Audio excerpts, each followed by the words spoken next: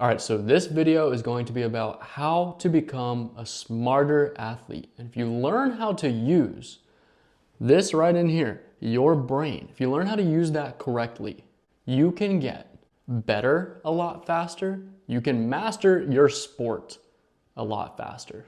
You can go from riding the bench to starting. And I'll tell you that this is something, what I'm gonna touch on in this video, I'll say 90 to 95% of athletes are not doing. And that's why they remain stuck and their gains are very, very slow. But the top 5 to 10% of athletes, they get so much better, so much faster because they're using their brain as an asset to propel them forward. And this video is kind of an add-on to a video I made, I think a month ago. And it got 2 views, and I was disappointed by that because I thought there was some super valuable information in there. I think I titled it, How to Get 10 Times Better at Your Sport, or How to Get Better at Your Sport Faster.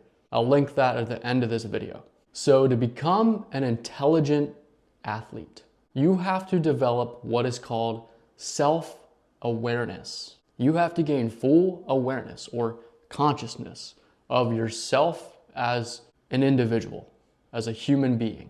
And you really have to have an accurate perception of yourself. So self-awareness includes awareness of your body, what your body is doing. Mind-muscle connection is huge in sports to get the mechanics down, to get our form down, whatever it is related to our sport, get those fundamentals down. And it's really helpful if you're stuck. You're trying to master a skill and you just are stuck mentally, can't make that fix. Take video of yourself and watch it. And then compare that to the best in your sport. I love watching professional athletes in my sport. And as I'm watching them, I'm envisioning myself playing. I'm envisioning myself doing the same mechanical things, mechanical skills. And when you get that visualization process going, like I said in previous videos, visualizing reps is honestly just as good as getting the rep in real life. You're making those neurons fire and connect in your brain, and it's no different than you actually doing that physically. Mental reps, right? So it's absolutely imperative that you figure out your weaknesses as an athlete and attack them as quick as possible. To do this, you can't be scared to fail, like I talked about in my last video. You have to embrace failure, embrace looking dumb, embrace being uncomfortable, and fail as fast as possible and attack those weaknesses. But, like I said before, you gotta have an accurate self-perception. A lot of our perceptions of ourselves are completely disillusioned, completely biased. So we don't have a clear idea of where we truly stand, how good we actually are. So we have to start looking at ourselves as unbiased as possible. It's almost like we are trying to observe ourselves from a third person point of view. And it's important to realize that your mind plays tricks on you. We have these deeply programmed biases of ourselves, and these color our self-perception. So as athletes, we tend to either undervalue ourselves or overvalue ourselves. And these are just some of the biases that when I go over them, you'll definitely notice that a couple of these are going on inside your head. The first one, like I talked about in my last video about failure, is the negativity bias. So our brain tends to give more weight or pay more attention to negative moments than positive ones. That's why I noticed when I was in college, hey, why do I remember the 2 times I messed up and not remember the 20 times that I did well? Your brain plays tricks on you like that. It's pure illusion is what it is. But once you become aware of these things, you can just drop them. The next one is the spotlight effect. So as an athlete, not just as an athlete, as a person out there in the real world, we tend to have this spotlight over us. And we think that we are the center of everyone's attention and everyone is paying attention to our mistakes, our flaws. But in reality, everyone is only paying attention to their own flaws, their own failures, their own selves, and really not paying that much attention to you. So when you make a mistake and you think that everyone's eyes are on you, that they might be for a second, all right, don't get me wrong, but they're gonna forget about it, and they're really probably just projecting their own insecurities and failures like we all do onto the world.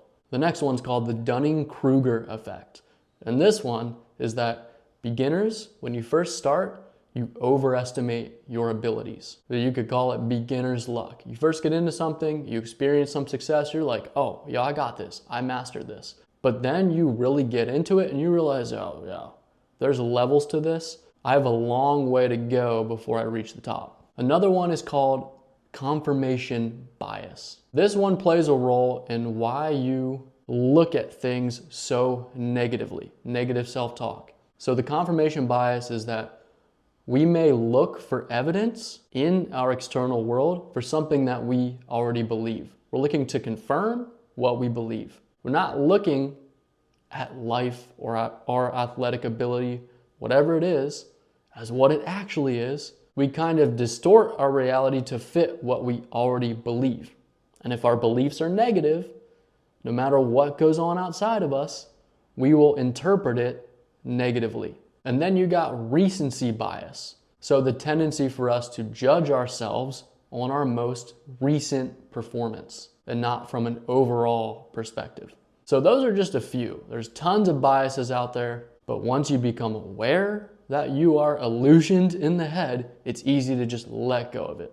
The truly high-level athlete, those that rise to the top and really master their sport, they study the game, they study themselves. They look to increase their IQ of the game in a whole different way than what the average athlete does. They can see trends, they study their opponents. And one thing I think you can start doing is putting yourself in your opponent's shoes. What would they do? What are they trying to do? And so that can help you read the game a lot better and be one step ahead. Another thing, when you're watching film of the best in your sport, the professionals, don't just get caught, and this applies to a lot of sports now that I think about it.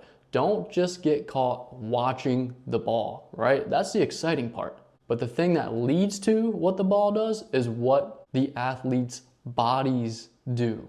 What is their footwork? What are their mechanics? That's the thing we need to be studying, and it's so easy to get caught in watching what the ball does. And so we need to start intentionally training based on the weaknesses that we're trying to attack. Have intentions, have goals, just something to steer you in the right direction, because yeah, like 90% of athletes do not do this. Setting just a simple intention focuses your mind and speeds up the process of improvement.